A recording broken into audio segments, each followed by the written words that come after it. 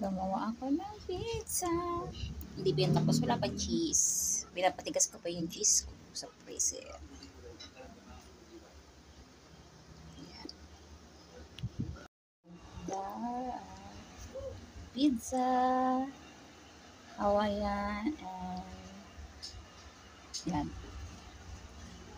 At bread, garlic butter. Wala lang akong oregano powder. Merienda, mamaya ko siya sa oven.